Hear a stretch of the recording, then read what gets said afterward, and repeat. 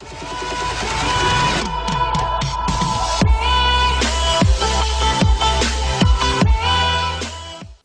स्वागत है आप सभी का हमारे यूट्यूब चैनल संस्कृत सरस्वती पर। मैं रामकुमार शास्त्री आप सभी संस्कृत अनुरागियों का हार्दिक अभिनंदन स्वागत करता हूं। दोस्तों, यदि आपने अभी तक इस चैनल को सब्सक्राइब नहीं किया तो इसे सब्सक्राइब करें, लाइक करें, शेयर करें और वीडियो देखने के बाद इस चैनल पर कि ये वीडियो आपको कैसा लगा कमेंट्स बॉक्स में आप कमेंट करके मुझे जरूर बताइएगा। मैं आपकी कमेंट की प्रतीक्षा में रामकुमार शास्त्री एक बार फिर आपका हार्दिक अभिनंदन करता हूं। चलिए आज की क्लास शुरू करते हैं। छोटे वर्णों के साथ हमने गुण संधि पढ़ी है और जो हमारे पास बड़े वर्ण हैं यानी जो हमने बड़े नाम दिया है जिनमें क्रमशः हम नाम पढ़ रहे थे, एक का नाम ए, एक का नाम ओ, एक का नाम आई और एक का नाम औ। संधि का नाम जो है क्या पढ़ रहे हैं हम? वृद्धि। और जैसे गुण संधि में आपने कुछ वर्णों के नाम पढ़े हैं वैसे ही यहाँ पर भी आपको कुछ नाम पढ़ने हैं। चलिए साहब प्रारंभ करते हैं। संधि का नाम वृद्धि संधि है। बोला साहब वृद्धि संधि का सूत्र कौन सा है? तो यदि हम सामान्य जानकारी के लिए सूत्र जानना चाहें तो सूत्र का नाम है वृद्धि रेची। पढ़ो एक बार, क्या नाम है? वृद्धि रेची। याद रखिएगा, आपको याद होगा कुछ ऐसे वर्ण थे जिनका नाम हमने गुणवर्ण नाम रखा था। उसी प्रकार से यहाँ पर भी कुछ ऐसे वर्ण हैं जिनका नाम हम बताओ क्या रखेंगे? वृद्धि वर्ण रखेंगे। अच्छा, गुणवर्णों का नाम लेते हैं। हमारे दिमाग में कौन कौन से वर्ण आएंगे भाई? एक का नाम आएगा अ, एक का नाम आएगा आई और एक का नाम आएगा औ।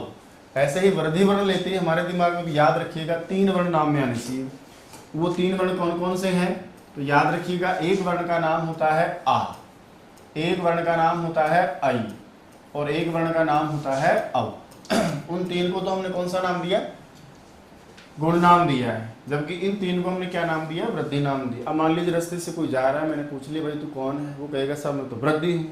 इसका मतलब या तो वो आ है, या तो वो आई है, या फिर वो औ है। मैं कहूँगी साहब मैं कौन हूँ? मैं कह दूँगा तो गुण वर्ण हूँ। इसका मतलब मैं कौन कौन हूँ? मैं अ हूँ, ए हूँ और मैं ओ हूँ।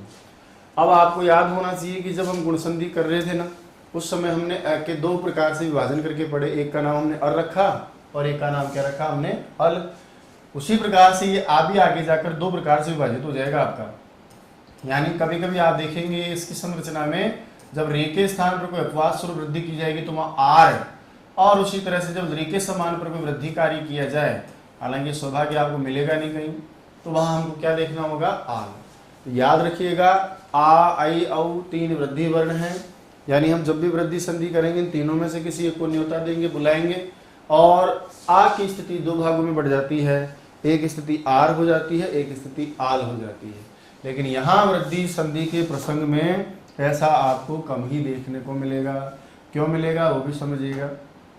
याद रखिएगा, संधि का जो नियम है, यानी जो वृद्धि संधि का जो नियम हमसे कहता है कि वृद्धि संधि हम कब करें, यानी जो नियम है सिद्धांत देव सूत्र का नाम जो वृद्धि रेचीय सूत्र कहा है, उसका नियम सुनिएगा ध्यान से। कहते हैं कि आगे होना चाहिए। अच्छा, डायग्राम तो याद होगा ना आपको, मैंने आपको पढ़ाया था कि डायग्राम में अ और आ के बाद में छोटे वाले हो तब तो आप संधि का नाम क्या करोगे? गुण।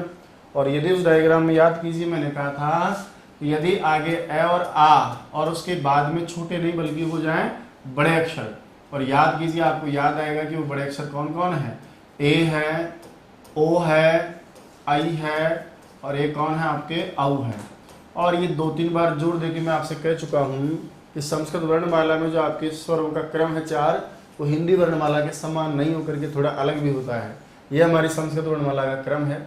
हिंदी में ए के बाद आई आता है, जबकि हम यहाँ ए, ओ, आई, औ पढ़ते हैं। तो याद रखिएगा, किसी भी संधि कार्यक्रम में आगे तो आपको क्या दिख जाए? ए दिख जाए, और ए के बाद में आपको या आ के बाद में आपको क्या दिखे? ए, ओ, आई या औ। ऐसी स्थिति में यदि आपसे कोई पूछे कि बताइए संधि का नाम क्या होगा, तो याद रखिएगा दोस्तों, ऐसी स्थिति में आपको संधि का नाम बताना है वृद्धि संधि। अब मैं आपसे कह दूं कि बताइए वृद्धि संधि करते समय कितने वर्णों को न्योता दिया जाएगा? या तो आ बुलाया जाएगा, या आई बुलाया जाएगा, या औ बुलाया जाएगा। एक और जानकारी कि वृद्धि के सामान्य प्रसंगों में केवल आई और औ से काम हो जाता है। क्यों हो जाता है उसका भी कारण है। आप देखेंगे पूर्व वर्ण के रूप में यहाँ या तो मिलेगा अ, या फिर यहाँ मिलेगा आ, और जो परवर्ण है आपका उसके रूप में आपको ये 4 में से कोई सा भी एक वर्ण आपको यहाँ मिलेगा। याद रखिएगा, मैंने आपसे कहा था कि दीर्घ संधि में गुण संधि में और वृद्धि संधि में, इन तीनों संधियों में दोनों वर्णों के स्थान पर एक वर्ण हो जाता है, इसलिए इसको हम एकादेश कहते हैं ना। अब कैसे काम होता है वो भी समझिएगा, यानी दोनों वर्णों के स्थान पर यहाँ एकादेश काम करेंगे।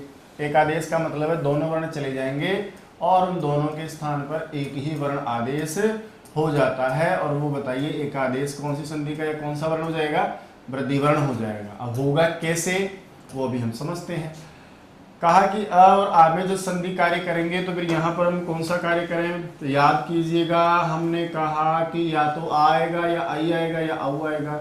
अब बताइए अ का उच्चारण स्थान क्या है भाई साहब? कंठ है ना।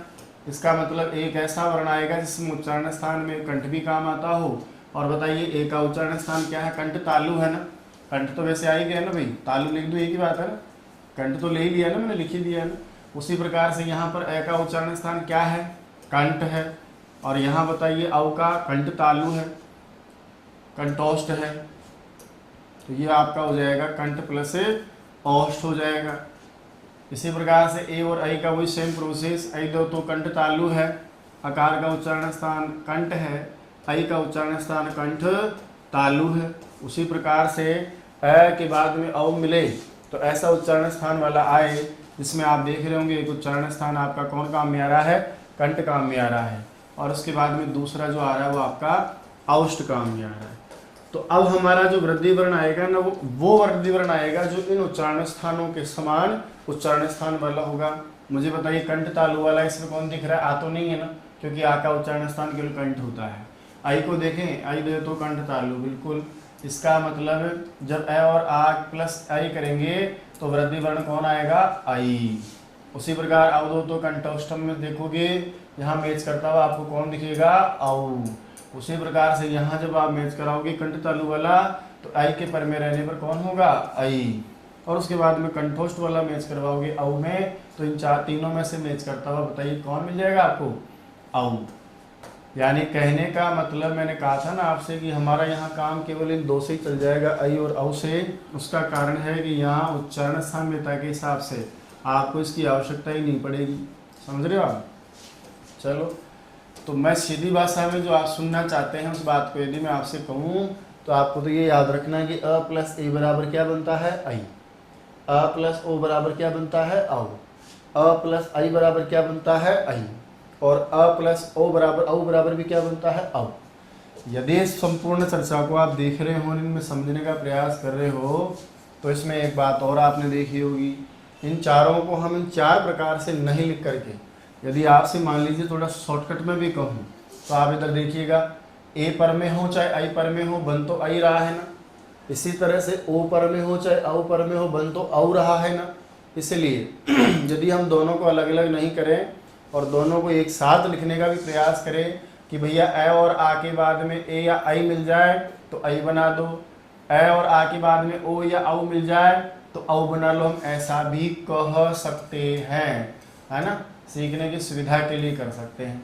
तो बताइए स्वर वर्ण ए और आ के बाद छोटे वाले चार थे तो संधि का नाम गुण था, अब बड़े वाले चार आ गए तो बड़ी संधि का नाम वृद्धि हो गया। बोला अ प्लस ए क्या बनेगा?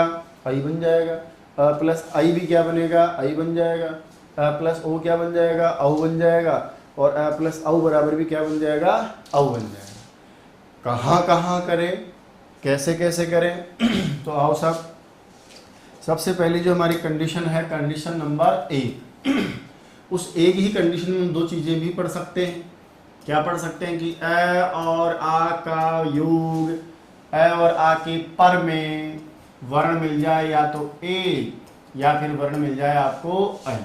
ये दोनों मैं इसलिए ले रहा हूँ क्योंकि दोनों में एक ही वर्ण आपका एकादेश होने वाला है। ए होता तो भी आपका एकादेश आई होता और आई वर्ण आ जाए तो भी एकादेश आई ही होगा। तो ए और आ के बाद में ए मिले चाहे आई मिले, आप दोनों के स्थान पर आदेश तो आई करोगे ना, इसलिए हम कहेंगे कि ये वृद्धि एकादेश क्या हो गया? आई हो गया। कैसे होता है आई वो भी देखिए। उदाहरण के लिए जैसे ग्रंथकार ने लिखा है, एक है हमारे पास में कौन? कृष्ण, और कृष्ण की जो जोरदार है वो क्या है? एकता। देखा होगा ना आपने, पहले ग्वाले आदि मिलकर के कितना कबाड़ खाना करते थे, लेकिन मजाल है कोई शिकायत कर दिया आपस में तो जो कृष्ण है बाल सखा है सारे के सारे, उनकी क्या प्रसिद्ध है? एकता प्रसिद्ध है। अब बात करें हम इस कृष्ण शब्द में, तो बताइए पूर्व वर्ण तो क्या निकल के आएगा ए, परवर्ण हम निकालेंगे तो क्या निकल के आएगा ए।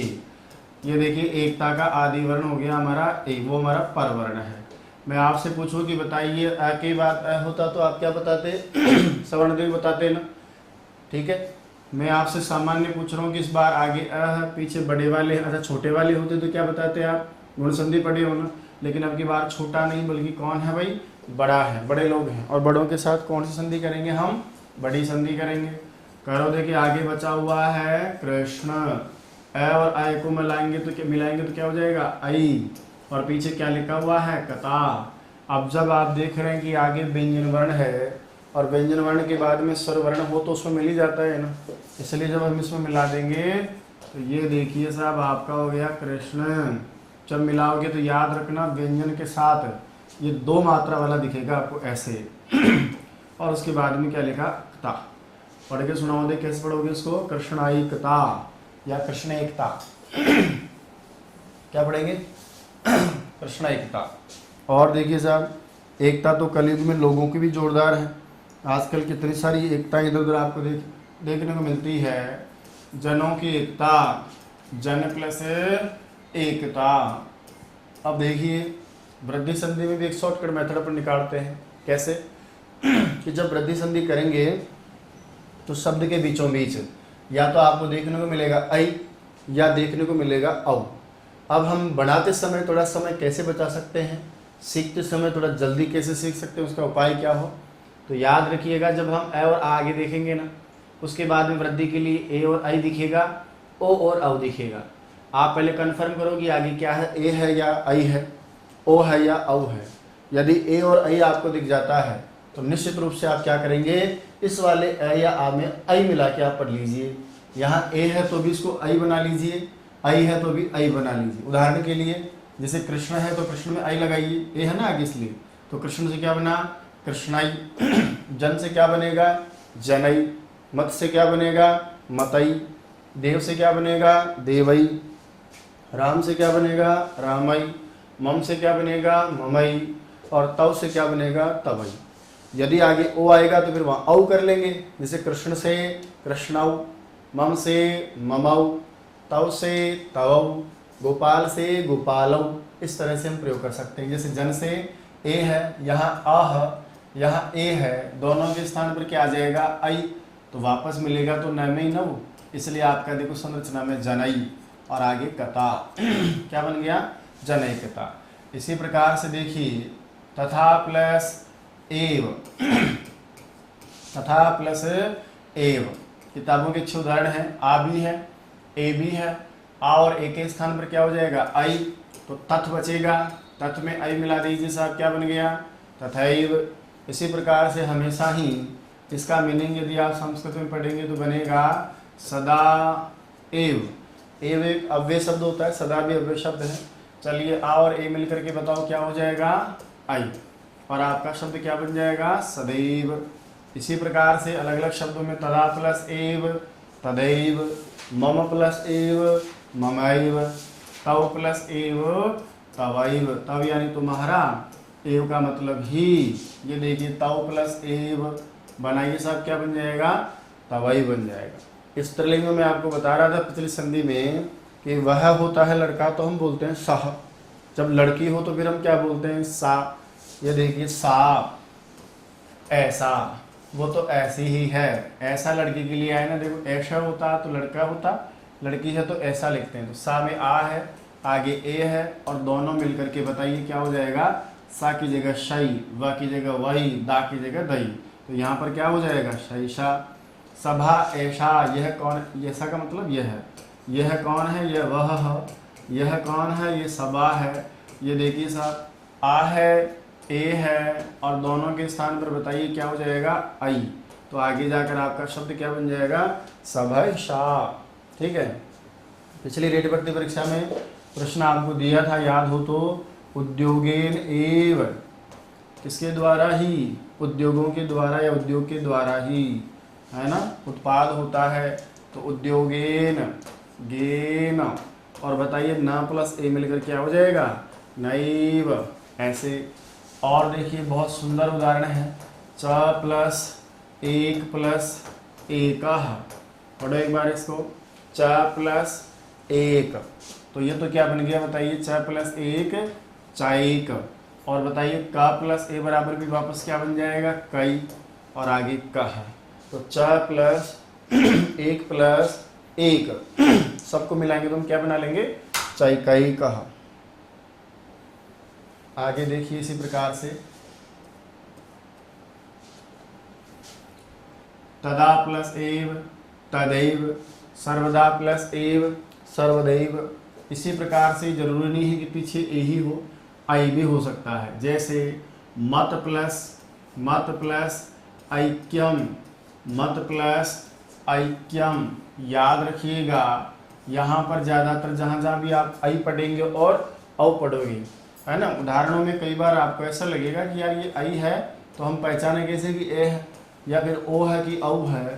तो याद रखना, जब जब भी आपको वृद्धि संधि के प्रसंग में इस तरह का कोई कार्यक्रम दिखाई दे तो आप थोड़ा सा समझना, पीछे आपको अधिकतर क्या दिखाई देगा, यम। आगे पीछे क्या दिखाई देगा, यम, क्योंकि भाव अर्थ में कई सारे शय आदि प्रत्यय होते हैं। तो किसी शब्द के पीछे यम हो तो आप समझ जाना कि वहाँ ओ नहीं है, क्या है वहाँ पर, औ होगा।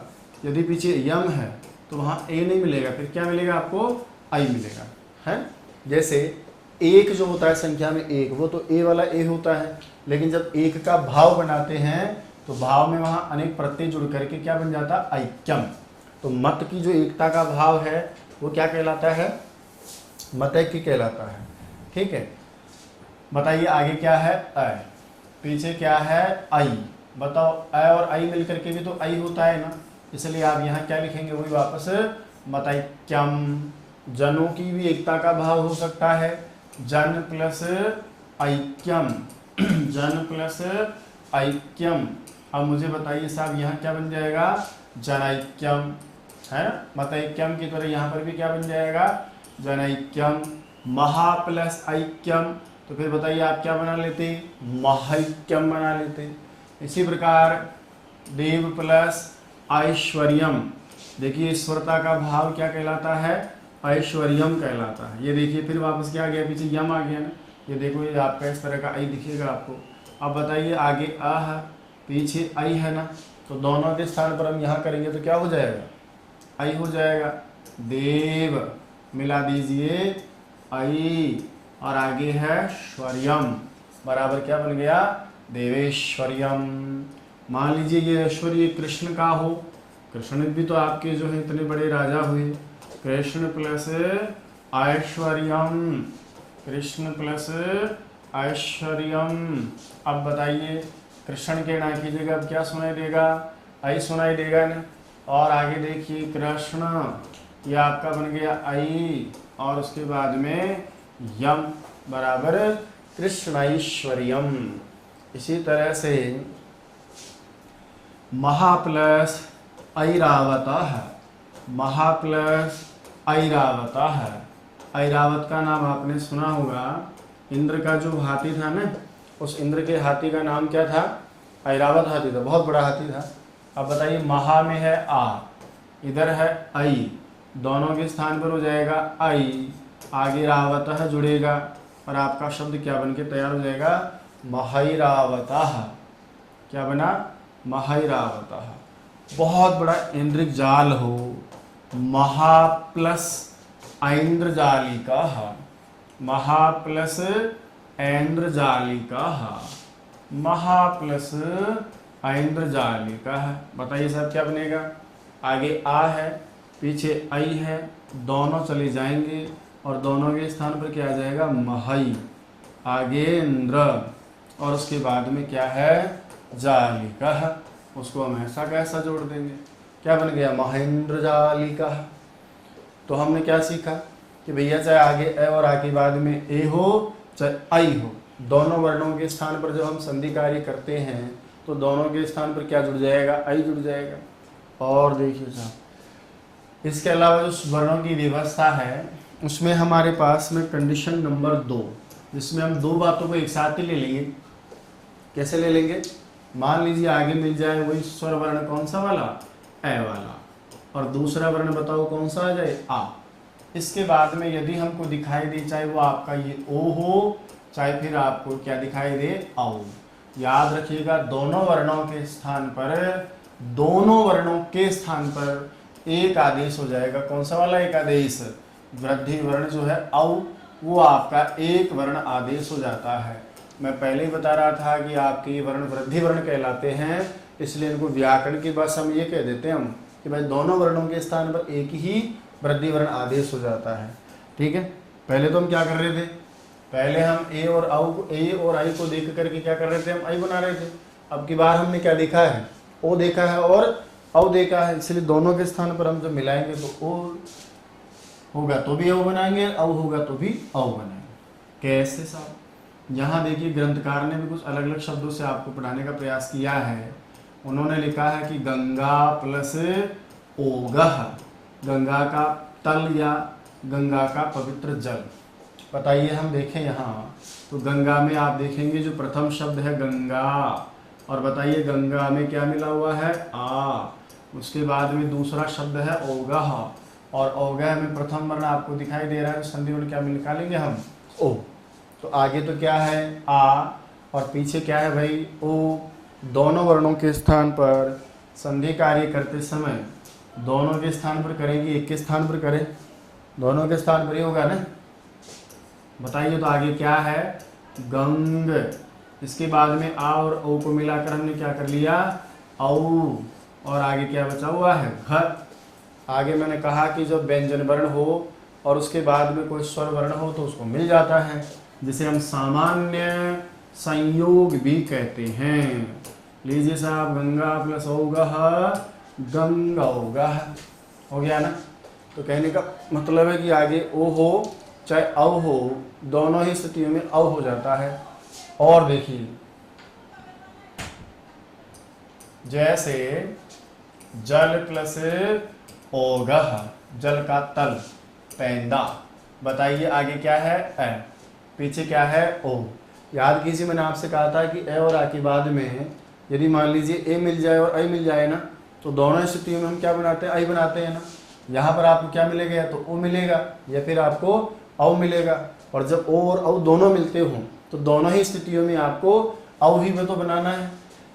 क्या परिवर्तन देखा, ए है तो भी औ करो, यहाँ गंगा से गंगौ, आ है तो भी औ करो, गंगा से गंगौ, जल से जलौ, मम से ममौ, तव से तवौ, शुष्क से शुष्कौ। ऐसे तो जल प्लस ओघ में अ और ओ मिलेगा, तो बताइए आपका शब्द का अंतिम अ क्या हो जाएगा, औ। और आगे क्या लिखा है, घ, जल औघ। जैसे घड़ी वाला गह ध्यान है, ध नहीं। इसी प्रकार से मधुर ओदन, आपने साहब कैसे चावल या कैसी भात बनाई है, मीठी भात बनाई है। मीठी का मीनिंग होता है मधुर, ओदन बोलते हैं भात को। कच्चा जो चावल होता है उसको तंडुल बोलते हैं। जैसे भात किसकी बनती है, तो आप कहोगे भात तो साहब तंडुलों की बनती है, यानी जो तंडुल होता है वो आपका कच्चा चावल होता है, और जो पक जाता है उस पकी हुए को हम क्या कहते हैं, भात कहते हैं। ये देखिए मधुर ओदनम, आगे अ स्वर मिला हुआ है, पीछे ओ है। ए और औ को मिलाओगे या ओ को मिलाओगे तो मधुर की जगह किसकी आवाज आएगी, औ की। और आगे लिखा है मधु रौदनः, मधु रौदनः। बोला किससे बनते हैं ओदल, आप कहोगे सब चावलों से बनते हैं, तो आगे तो लिखा है मैंने तंडुल, तंडुल में है अ, पीछे है ओ। अब आप बताइए अ और ओ को मिलाएंगे तो क्या हो जाएगा, औ। ये देखिए साहब तंडुल, तंडुल की जगह हो जाएगा अ और ओ मिल करके औ, और ये आपका बन गया तंडुलौदनः। ऐसे मान लीजिए आपको भूख लगी है जोर की, आप खाना चाहते हैं गर्मा गर्म ओदन, उष्ण प्लस ओदनः, उष्ण प्लस ओदनः। अब बताइए कैसे लिखोगे, उष्ण की जगह हो जाएगा उष्णौ, उष्ण और आगे हो जाएगा दनः। ठीक है, उष्ण शब्द का उरस होता है, ध्यान रहे, ऊष्मा है ना। और भी जो शब्द है उनमें बड़ा होता है, लेकिन ये छोटा होता है, कदुष्णम, उष्णम। और देखिए इसी प्रकार से जरूरी नहीं है कि आपको ओ ही मिले, ओ के स्थान पर पीछे क्या हो सकता है, औ भी हो सकता है। जैसे ग्रंथकार ने लिखा है कृष्ण की उत्कंठा, जो कृष्ण भगवान हैं, उत्कंठा का जो भाव होता है उत्कंठा का जो भाव है, कुछ जानने की जिज्ञासा का जो भाव है, उसको बोलते हैं औत्कंठ्यम। ये देखिए फिर यम आ गया ना यहाँ पर, तो यहाँ पर ऑटोमेटिक देख रहे हैं आप दो मात्राएं दिखाई दे रही है। ये यम वास्तविक प्रत्यय का है, भाव अर्थ में शय प्रत्यय होता है। उत्कंठा से औत्कंठ्यम, उदार से औदार्यम, इसी प्रकार उत्सुकता से औत्सुक्यम, ऐसे शब्द बनते हैं। बताइए आगे क्या है अ, पीछे क्या है औ, और दोनों के स्थान पर बताइए आपका क्या हो जाएगा, औ हो जाएगा। यानी अ और औ मिलकर के भी तो औ होता है ना। ये लीजिए साहब कृष्ण, फिर आप मिलाएंगे औ तो बन गया कृष्णौ, और फिर वैसा का वैसा जो कंठ्यम बना हुआ है उसको आप बना दीजिए। ये लो साहब, हो गया ना। इसी प्रकार से तब औत्कंठ्यम, तुम्हारी उत्कंठा का भाव हो तो तब आगे हम लिखेंगे तो कंठ्यम, है ना। यहाँ करें, ये देखिए साहब यहाँ पर भी अ है, इधर भी औ है, दोनों के स्थान पर क्या हो जाएगा औ, और ये आगे हमने जोड़ दिया तो कंठ्यम, है ना। तो क्या बन गया तवोत्कंठ्यम। मैं कहूँ मम औत्कंठ्यम, ममौत्कंठ्यम, राम औत्कंठ्यम, क्या बनेगा रामौत्कंठ्यम। इसी प्रकार से राम की उदारता, आप सबको पता है कि राम का मन बहुत बड़ा है, उदार का भाव क्या कहलाएगा औदार्यम। उदार का भाव क्या कहलाएगा औदार्यम। अब यहाँ पर आप देखेंगे तो आगे क्या है अ, पीछे कौन सा स्वर दिख रहा है आपको औ। जब अ और औ मिलेगा तो भी वापस बताओ क्या बन जाएगा औ बन जाएगा। बनाओ देखिए राम की जगह क्या हो गया रामौ, और पीछे क्या है दार्यम, और बराबर क्या बन जाएगा रामौदार्यम। तव प्लस औदार्यम होता तो तवोदार्यम, कृष्ण प्लस औदार्यम होता तो कृष्णौदार्यम। ऐसे हम रूप बनाएंगे, कृष्ण प्लस औदार्यम बराबर कृष्णौदार्यम, कृष्णौदार्यम। चलिए और देखिए साहब कैसे, मान लीजिए आप बहुत उदासीन हैं, आप पढ़ाई लिखाई में ध्यान नहीं देते, उदासीन का जो भाव होता है उसको बोलते हैं औदासीन्यम। क्या बोलेंगे उसको हम औदासीन्यम। अब देखिए सब, इधर क्या है अ, इधर है औ, जब अ और औ मिलेगा तो वापस क्या बन जाएगा, दोनों वर्णों के स्थान पर औ बनेगा। तव की जगह तो क्या हो गया तवौ, आगे है दासिन्यम, तो यहाँ पर भी हम लिख देंगे तवौदासीन्यम। मम औदासीन्यम होता तो ममौदासीन्यम, राम औदासीन्यम होता तो रामौदासीन्यम, ऐसे हम कर देते। और देखिए आपने सुना है औषधियाँ कहाँ होती हैं, बहुत घने जंगलों में होती हैं। वन की जो औषधि है वो बताइए क्या कहलाएगी, तो आगे है अ, पीछे है औ, दोनों को जोड़ेंगे तो क्या बन जाएगा वनौषधि बन जाएगा। इस तरह से सामान्य होता है। कहा औषधि तो बड़ी मीठी है, खांसी की जो दवा होती है आप सबको पता है, गुलाबी कलर की पहले गोलियां आती थी और वो गोलियां बड़ी मीठी मीठी होती थी, उनके चक्कर में हम कई बार कड़वी गोलियां भी खा लेते थे। तो मधुर प्लस औषधि क्या लिखोगे मधुर औषधि। यहाँ औषधि शब्द में भी कई बार आप लोग पूछते हैं, हिंदी में अक्सर एक मात्रा के साथ पढ़ाया जाता है, लेकिन संस्कृत व्याकरण में रीट में आप ही के सवाल आया हुआ है, वहाँ स्वयं वो कहता है कि वन प्लस औषधि में क्या बनेगा। तो यहाँ कोई दिक्कतें नहीं है, हम और ही रखेंगे, औषधम लिखा हो चाहे औषधि लिखा हो, ठीक है।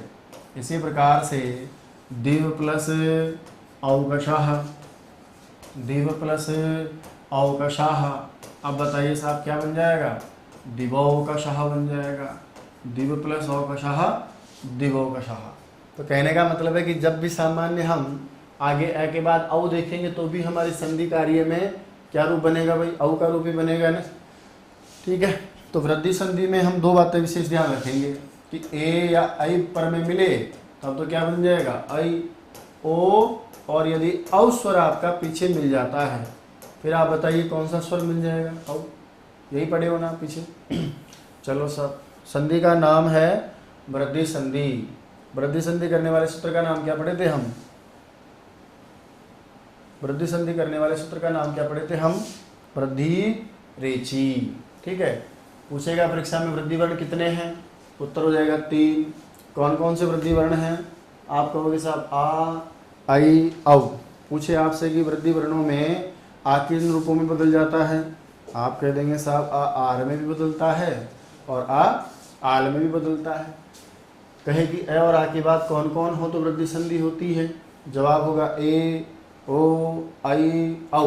बोला कैसे कैसे होती है साहब, ए और आ के बाद में ए और आई आ जाए तो आई हो जाता है, ओ और औ आ जाए तो औ हो जाता है। लिखें बाप, वृद्धि संधि। तो भैया आ आई औ इन तीन वर्णों को तो हमने कहा है वृद्धि वर्ण, और वृद्धि करते समय ए मिले तो भी, आई मिले तो भी आई बनाएंगे, ओ मिले तो भी और औ मिले तो भी औ बनाएंगे। अब देखिए वृद्धि संधि क्या है, बहुत ही नालायक संधि है। ये संधि क्या करती है, ये क्या करती है, अपने मर्यादा का उल्लंघन करती है, और जहाँ ए ओ आई औ ना हो वहाँ पर भी चली जाती है। यानी कहीं कहीं कुछ ऐसे प्रसंग हैं जहाँ पर गुण संधि का प्रसंग होता है, कहीं कहीं आप देखेंगे आगे एक संधि हम पढ़ेंगे भविष्य में, उसका नाम होगा पररूप संधि। तो कहीं कहीं पररूप संधि प्राप्त होती है, लेकिन उन दोनों संधियों को बाध कर का मतलब होता है रोक कर, कि भैया तुम रुको अभी हम आएंगे, ऐसा कहकर वहाँ वास्तव में वापस कौन संधि हो जाती है, वृद्धि संधि हो जाती है। तो याद रखिएगा जिस लेवल पर हम पढ़ रहे हैं वहाँ ससूत्र या सनियम हमको अभ्यास की इतनी आवश्यकता नहीं है, लेकिन मैं चाहता हूँ कि इन विशेष उदाहरणों के रूप में जिनको अपवाद स्वरूप हम पढ़ते हैं इनकी जानकारी हम जरूर रखेंगे। तो याद रखिएगा वृद्धि संधि के प्रकरण में कुछ विशेष उदाहरण हैं। क्या है ये? विशेष उदाहरण है। विशेष क्यों है? क्योंकि यह वास्तव में वृद्धि संधि प्राप्त नहीं होती है, लेकिन फिर भी हम क्या कर देते हैं, वृद्धि संधि कर देते हैं, जिनका पठन पाठन आप एक बार करेंगे, है ना। अब वो या तो गुण को रोक के वृद्धि करेंगे या पररूप का कार्य है। अब पररूप कहाँ होता है तुमने पढ़ा नहीं ना, गुण को तो आप पकड़ लेंगे कि भाई अ के बाद में ए ओ रिलरी आए तो गुण का कार्य होना चाहिए, और मैं वहाँ कहूँगा कि देखो गुण प्राप्त है ना, लेकिन आप गुण नहीं करेंगे, वहाँ वृद्धि करो तो आपको समझ में आ जाएगा। लेकिन दिक्कत क्या आएगी कि जब पररूप का प्रसंग होगा तो पररूप कहाँ होता है उसको पहले मैं आपको समझा देता हूँ थोड़ा सा बोल के। याद रखिएगा कि जब हम किसी उदाहरण में आगे हम पढ़ेंगे, मान लो ए आ गया या आ गया, और ये बताइए वास्तव में किसका मिलेगा आपको, उपसर्ग का। नॉर्मल चर्चा कर रहे हैं, आगे हम पढ़ेंगे संधि को विस्तार से, कि उपसर्ग का ए या आ जाए, है ना, और उसके बाद में जो आपको देख रहे हो वृद्धि संधि करते समय या तो ए मिले या ओ मिले, केवल दो। और डायग्राम में भी मैंने आपको समझाया था कि भैया वृद्धि संधि का ही अपवाद एक पररूप है, लेकिन ए और ओ में होता है। अयादि का एक अपवाद पूर्वरूप है, वो भी ए और ओ में होता है। तो उपसर्ग संबंधी है और आ के बाद में जो ए और ओ हो वो किसके मिल जाए आपको, धातु के। जैसे एज धातु, एजते एजेते एजंते, इस तरह से इन धातु का रूप होता है एति, मतलब बता रहा हूँ मैं तो आपको। तो ऐसे कोई धातु के ए होना तो वहां पर रूप का कार्य होना चाहिए, ऐसा नियम है। तो अभी सिर्फ हम विशेष उदाहरण के रूप में, है ना, जिनको हम कह सकते हैं अपवाद उदाहरण के रूप में, अपवाद के रूप में वृद्धि संधि को पढ़ने जा रहे हैं कि कहाँ कहाँ नहीं चाहते हुए भी गुण को रोक करके वृद्धि हो जाती है, नहीं चाहते हुए भी पररूप को रोककर वृद्धि का कार्य होता है। आइए साहब, सबसे पहला नियम है उसको हम पढ़ेंगे। लिखा है कि आपका एक शब्द हो, उसका नाम है प्र, है ना। नियम है अलग अलग सूत्रों के हिसाब से हम पढ़ेंगे। अ और आ के बाद में तो जैसे उदाहरण के लिए कौन कौन से विशेष नियम है। लिखा है प्र प्लस एति। अब यहाँ इन धातु का रूप होता है एति, आगे मिल गया आपको उपसर्ग प्र, और जब उपसर्ग का ए और आ मिले उसके बाद कोई धातु का ए मिले तो वहाँ हकीकत में संधि होनी चाहिए थी पररूप, और आपका रूप बनना चाहिए था प्र और ए में प्रे।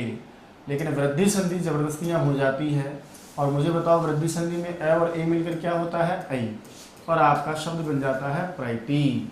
इसी प्रकार से मान लीजिए यहाँ हो ऊपर, तो एति पर में होने पर आपको वृद्धि ही करना है, कहने का मतलब ये है।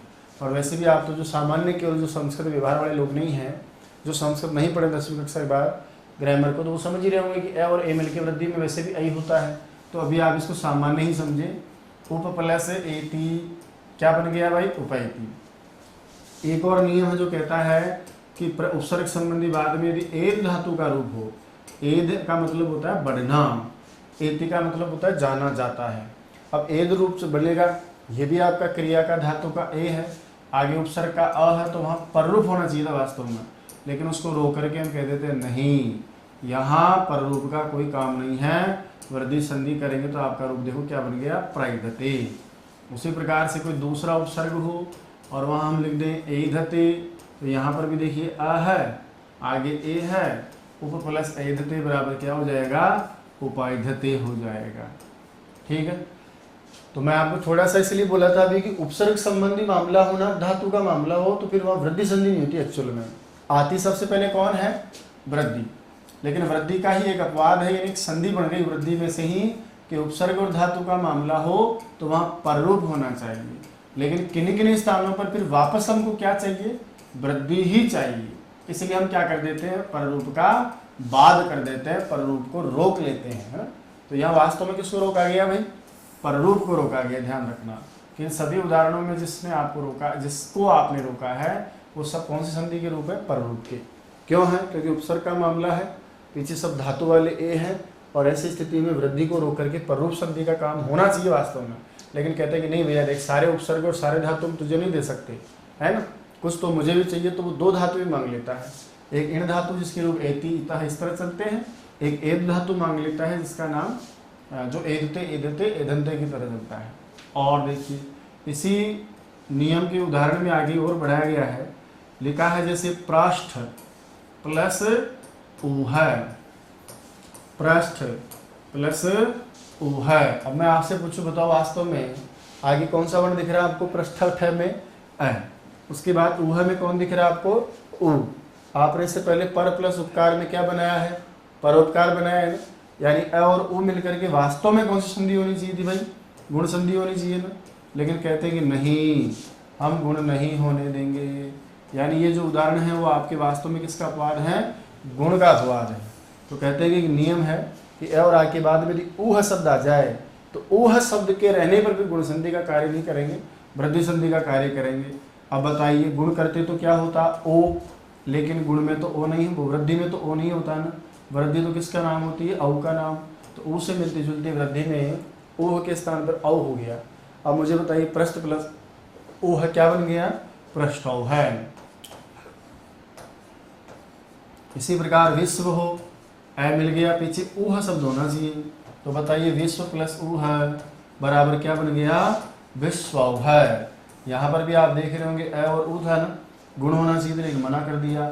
इसी प्रकार जो भार है, भार के बाद में मान लीजिए ऊह शब्द आ गया हो, हकीकत में देखा जाए तो अ और ऊ मिलके क्या होते, गुण होता है ना, लेकिन कहते हैं कि नहीं, नियम है, ऊह शब्द में गुण होता नहीं है, ऊह शब्द में वास्तव में क्या होता है, वृद्धि का कार्य होता है। यहाँ तीनों उदाहरणों में बताइए हमने किसका बात किया वास्तव में, तो आप कहेंगे हमने तीनों में गुण संधि को रोक करके कौन संधि का विधान किया है, वृद्धि संधि का। तो है तो सभी में वृद्धि, लेकिन यहाँ पररूप को बांध दिया है, पहले वृद्धि आई फिर पररूप बांध दिया उसको, पररूप को वापस वृद्धि बांध करके काम हो गया। इसी प्रकार यहाँ गुण का अपवाद है। आगे देखिए साहब, नियम नंबर जो विशेष अपवाद है उसका दूसरा नंबर का नियम कहता है कि भैया आगे कौन सा शब्द आ जाए, अक्ष, और अक्ष शब्द के बाद में कौन सा शब्द आ जाए, ऊहिनी। यानी एक तो अक्ष शब्द हो और एक आपका ऊहिनी शब्द हो। अक्ष शब्द के बाद में ऊहिनी शब्द के रहने पर वृद्धि कार्य होता है। पहले तो मुझे ये बताओ, यहाँ हकीकत में कौन सा कार्य होना चाहिए था। अब देखो देखिए, अक्ष में क्या है, अ, आगे ऊहिनी का क्या है, ऊ, और बताइए अ और ऊ मिलकर के क्या होना चाहिए, ओ होना चाहिए ना। ठीक है, यानी एक तो आपका शब्द मिला अक्ष, इधर में दिख रहा आपको अ, इधर ऊहिनी में ऊ, तो हकीकत में तो पर उपकार की तरह गुण होना चाहिए ना। लेकिन हम कहते हैं कि नहीं, यहाँ गुण नहीं करेंगे, यानी गुण का अपवाद है, गुणापवाद है या गुण का अपवाद है, जो भी आप समझें। बोला फिर क्या करें, बोले वृद्धि करो। अब जब वृद्धि कार्य करेंगे तो अ और ऊ की वृद्धि ओ तो नहीं हो सकती ना, तो वृद्धि तो ओ नहीं होती, वृद्धि क्या होती है, औ। इसलिए हम अक्ष प्लस ऊहिनी को जब जोड़ेंगे तो क्या हो जाएगा, अक्षौहिनी। तो आपके यहाँ गुण कार्य नहीं होकर के वृद्धि कार्य होगा।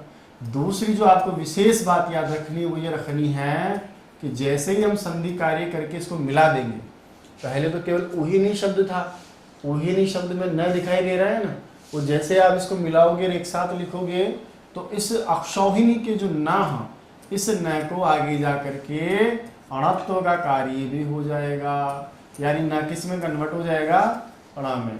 ये जो न है ना, न, ये आपका किस में कन्वर्ट हो जाएगा, अण में।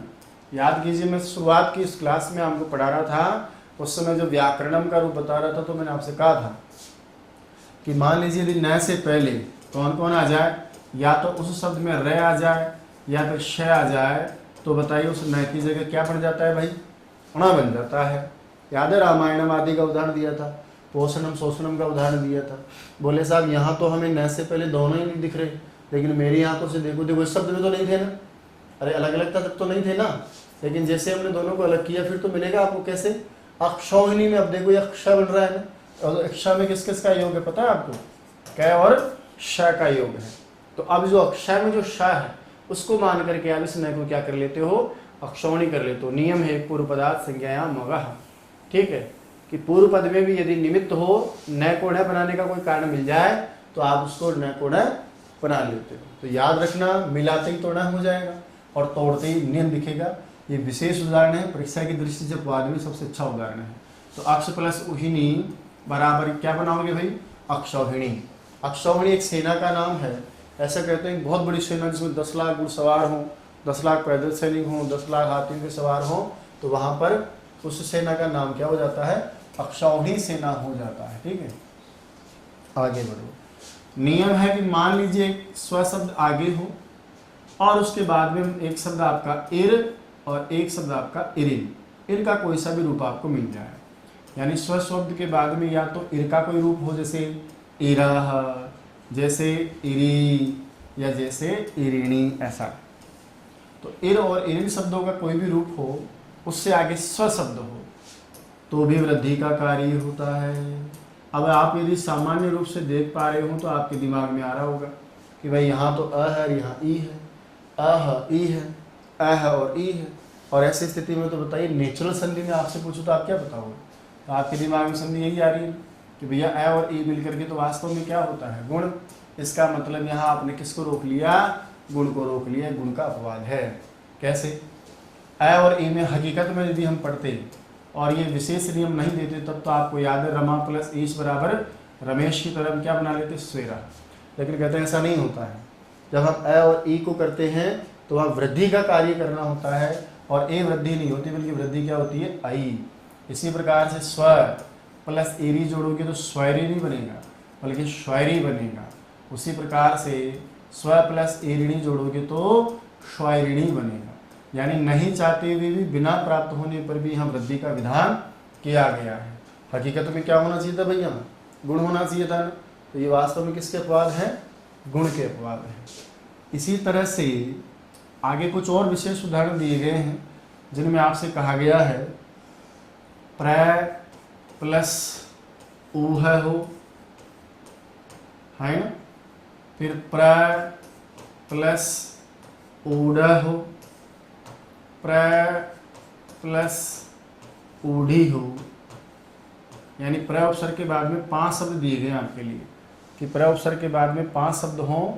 कौन कौन से, ऊह, ऊढ़, ऊढ़ी, और इधर ले लेता हूँ मैं थोड़ा और दिया आपको प्र, फिर एषः, प्र के बाद एक शब्द कौन सा हो, एषः, और एक शब्द दिया आपका प्र के बाद में कौन सा हो, ऐष्यः।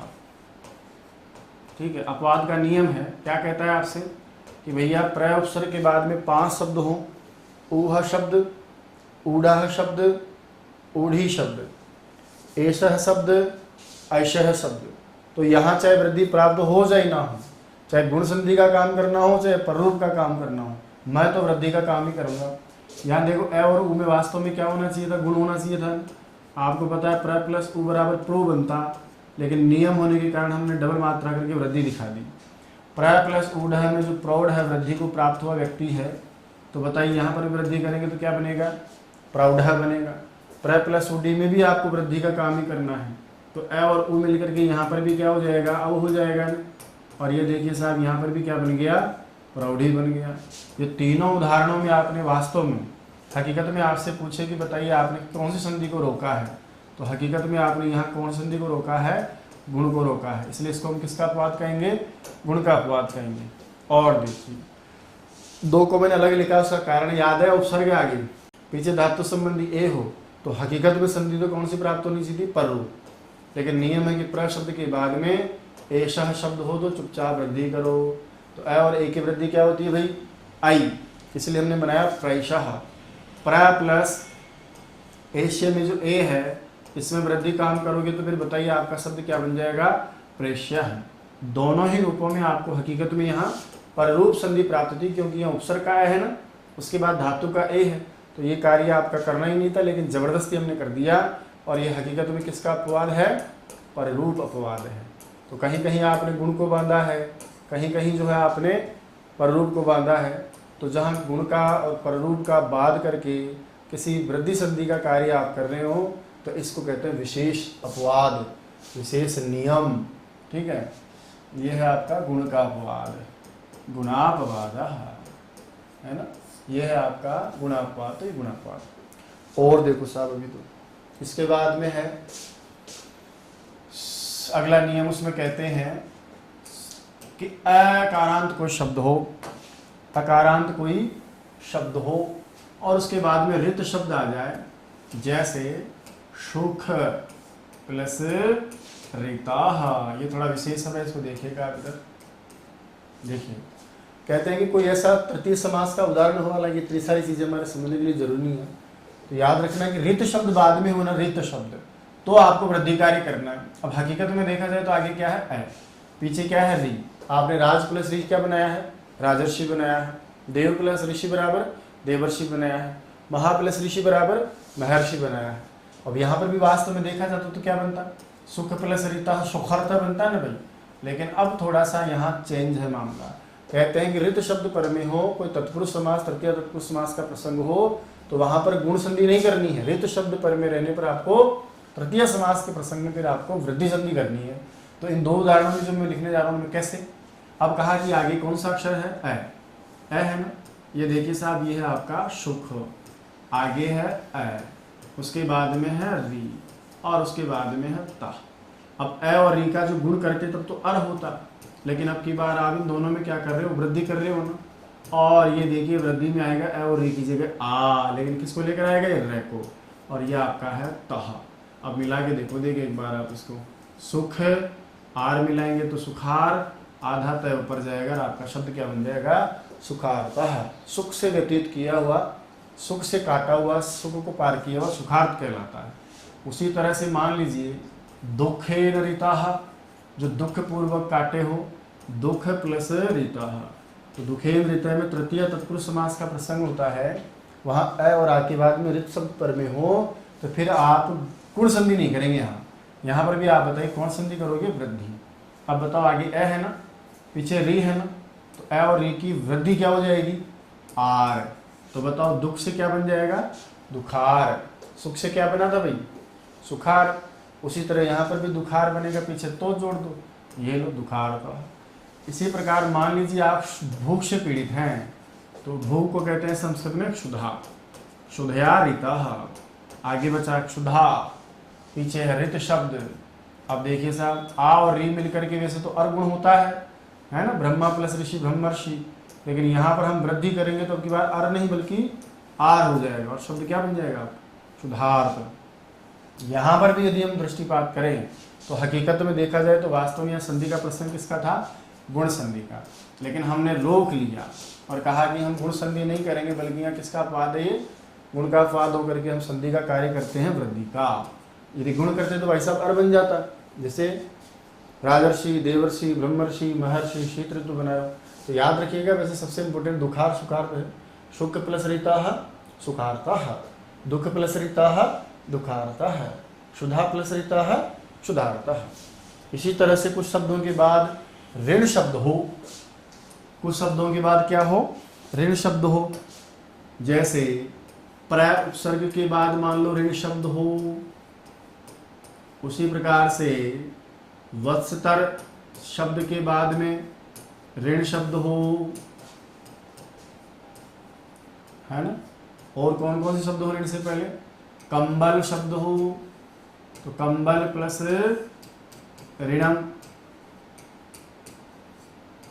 उसी तरह से वसन, कपड़े का पर्यायवाची होता है वस्त्र का, वसन प्लस ऋणम। ऋण शब्द से पहले ऋण शब्द भी हो, ऋण प्लस ऋणम, और एक शब्द और दिया है कि ऋण शब्द से पहले क्या हो, 10 शब्द हो, ऐसे। तो ऋण शब्द से पहले कौन कौन से शब्द मिल जाए आपको, प्र, वत्सतर, कंबल, वसन, ऋण और दश। प्र उपसर्ग है, वत्सतर का मतलब बछड़ा होता है, गाय आदि का जो बछड़ा है, तो बछड़े के लिए कोई ऋण ले आप, उसको वत्सतर ऋणम कहते हैं। कंबल खरीदनी हो सर्दी के लिए, उसके लिए ऋण ले रहे हैं किसी से, 200-500 रुपये आप ले रहे हो तो उसको कंबल ऋण कहते हैं। वसन ऋण का मतलब कपड़े खरीदने हो आपको, उसके लिए ऋण ले रहे हो तो वसन ऋण कहते हैं। और ऋण चुकाने के लिए भी कभी कभार ऋण लिया जाता है दूसरे से, तीसरे को, पहले को चुकाने के लिए किसी दूसरे से। और 10 ऋणम का मतलब होता है कुछ जगह का नाम भी हो सकता है। वैसे ऋण शब्द के कई अर्थ होते हैं, ऋण का मतलब कर्जा भी होता है, ऋण का मतलब स्थान भी होता है, ऋण का मतलब दुर्ग भी होता है, ऋण का मतलब भूमि भी होता है, ठीक है। ग्रंथकार ने यहाँ इसीलिए किसी जगह के नाम होने के कारण यहाँ पर अंत में जो दशार्ण शब्द बनेगा उसके लिए पुल्लिंग शब्द भी प्रयोग किया, तो आपको ये ध्यान देने की आवश्यकता नहीं है। आगे देखो आप, यदि वास्तविक रूप से आपसे कहा जाए, और जो आपने वास्तव में पहले किया भी है, कि इन सभी स्थितियों में बताओ सबसे पहले प्लस से पहले क्या मिल रहा है आपको, दिख रहा है ना, और इसके बाद में क्या आ रहा है, री। और जब आप पहले पढ़ रहे थे तो बताओ ए और री दोनों के होने पर आप कौन संधि कर रहे थे, गुण। और गुण संधि में बताइए यहाँ क्या हो रहा था, अर। याद दिलों में आपको, जैसे उदाहरण के लिए हम पढ़ रहे थे राज प्लस ऋषि की तरह राजर्षि। अब भाई साहब याद रखिएगा, इन सब स्थानों पर कहते हैं कि यहाँ आप गुण कार्य नहीं करोगे, यानी गुण नहीं कर सकते आप। जब आप गुण नहीं करोगे तो फिर मुझे बताइए उसको रोक करके हम कौन सा काम करने जा रहे हैं, वृद्धि का काम। और ए और री की गुण तो क्या होता है, अर। और वृद्धि बताइए अर होती है कि आर होती है, आर होती है ना, ये लो साहब आर। तो इस बार हम क्या करने वाले हैं, आर करने वाले हैं। कैसे, इस उदाहरण को समझिएगा। जैसे यहाँ लिखा प्रा, प्रा में क्या है, ए, आगे लिखा है ऋणम, और बताइए ए और री में क्या करेंगे हम, वृद्धि, तो आगे रहेगा प्रा। अब आपने वृद्धि किया तो अर नहीं कर सकते बाप, ए और री में वृद्धि क्या करना है आपको, आर करना है। और बताइए प्र प्लस आर, आगे हाँ नम। अब इसको जोड़ तो सकते हैं ना, जोड़ो, देखिए यहाँ पर क्या है, प्र में मिलेगा आर, आधार है, आगे व्यंजन है ना, आधार है कहाँ जाएगा, ऊपर, और आपका शब्द बन जाएगा प्रारणम। जो विशेष ऋण लिया जाता है उसको बोलते हैं प्रारणम, है ना। तो प्रऋणम बराबर क्या बना, प्रारणम। क्या परिवर्तन दिखाई दिया भाई आपको, पहले तो आप क्या करते अर बनाते थे, जैसे प्र से परर, वसतर से वसतर। अब हम क्या बनाएंगे, आर बनाएंगे, जैसे प्र से प्रार, वसतर से वसतरार, कंबल से कंबलार्णम, वसन से वसनार्णम। इस तरह से आप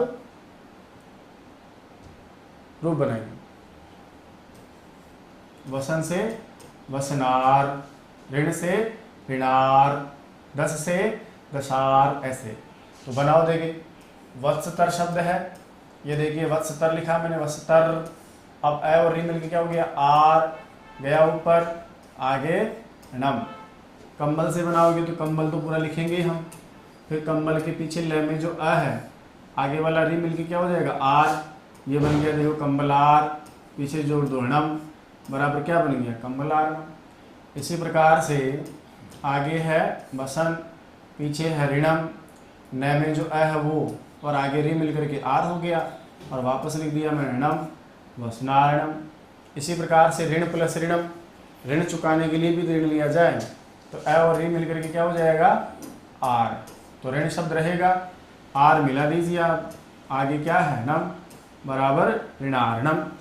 दशार्ण में देखिए 10, आगे है री, ए और री मिलाओगे तो क्या हो गया, दशार, और उसके बाद में क्या मिलेगा, अणः बराबर दशार्ण। ये कोई स्थान का नाम है, वहाँ लिखा दशार्ण देश, कोई भी ऐसी जगह हो सकती है जो पुल्लिंगवाचक है, किसी जगह का नाम है इसलिए इसको पुल्लिंग में लिख दिया, इससे कोई फर्क नहीं पड़ेगा भाई। बाद में तो लिखा है ना आपको, जैसे बाद में मैं दिया तो मैं लिख दो, विसर्ग दिया तो विसर्ग लिख दो।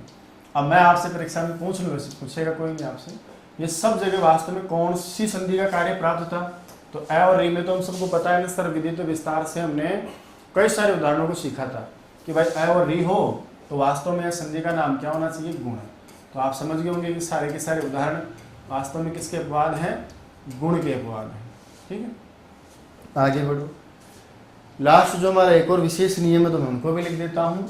अगला जो नियम है 7 नंबर पे जो आपका नियम दिया उसमें लिखा है कि उस विशेष नियम के अंतर्गत यदि कोई उपसर्ग संबंधी अ और आ हो, जैसे प्र लिख दिया मैंने, है ना, प्र में अ है, या जैसे मैंने उप लिख दिया, उप में भी अ है, और उसके बाद में कोई रस्व रिकार वाली धातु हो, यानी ऐसी कोई क्रिया हो संस्कृत में गच्छति की तरह जिसका प्रारंभ रि से हो रहा हो, जैसे रिच्छति। अच्छा, रिच्छति लिखा तो मैं भी रिच्छति लिखता हूँ, जो ग्रंथ में दिया है वो ज़्यादा हमारे लिए महत्वपूर्ण है, इसे रिच्छति।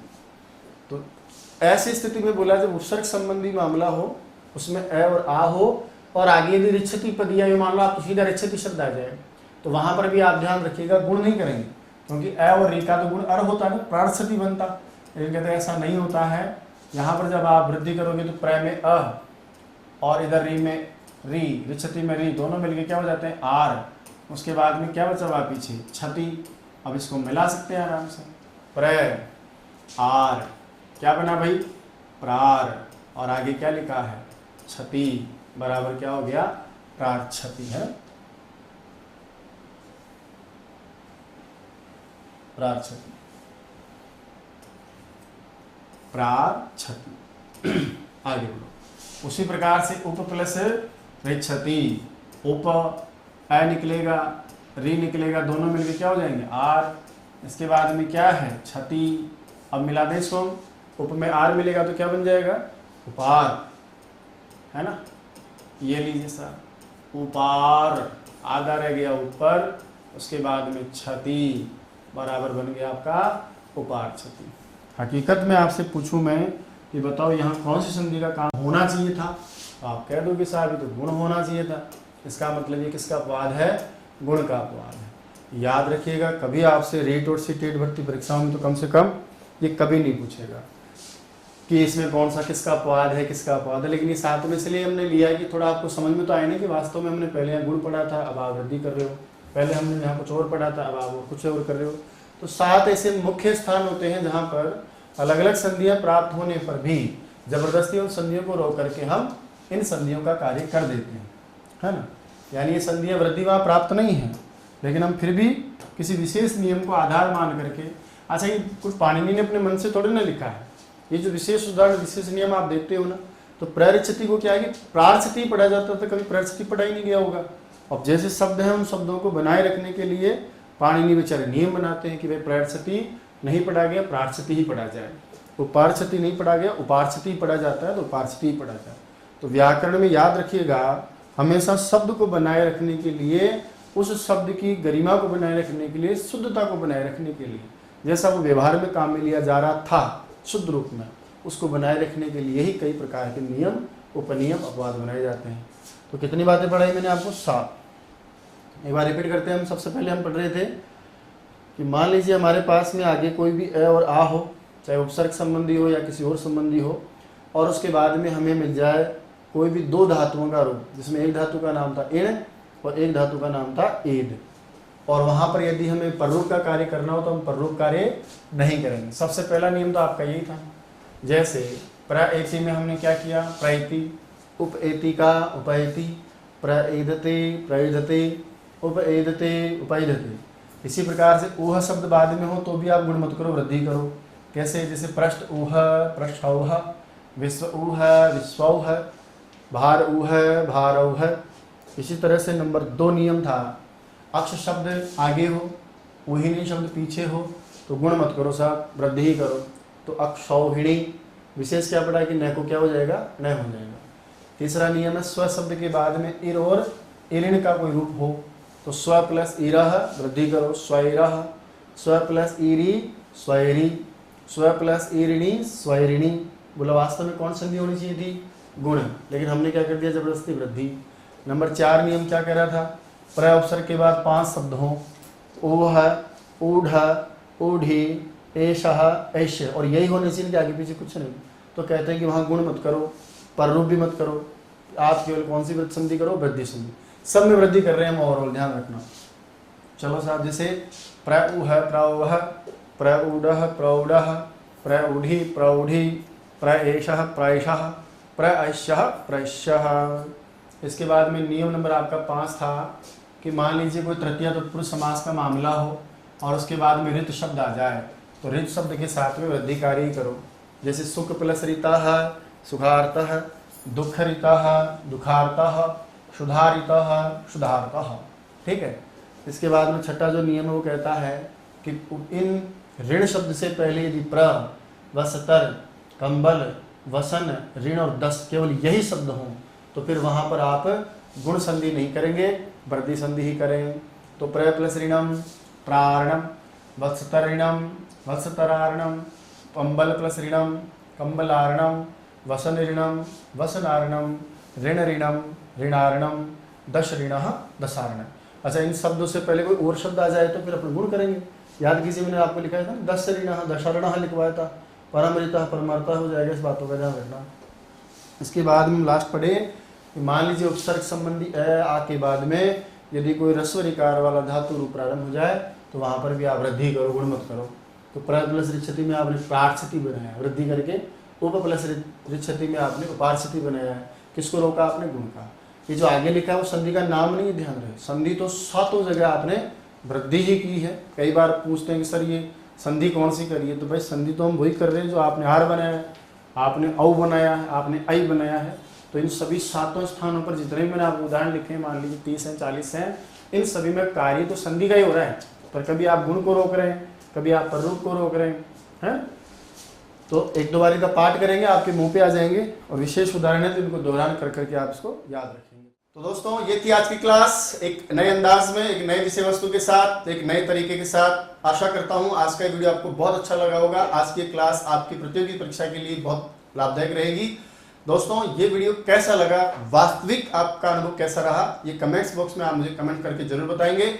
आपके कमेंट्स को पढ़ करके मैं जवाब दूंगा, और भी हम बहुत सारी अच्छी अच्छी चीजें पढ़ते रहेंगे, सीखते रहेंगे। आपके कमेंट्स से मुझे जो ऊर्जा मिलती है, यकीन मानिएगा आने वाली क्लासें और भी जोरदार होंगी, आपके लिए जो वास्तव में फायदेमंद रहेंगी। रीट और सीटेट या कोई भी सीट परीक्षा होगी उसमें हम बहुत अच्छे प्राप्त करेंगे। बने रहिएगा चैनल के साथ। जय तो संस्कृतम, जय तो भारतम।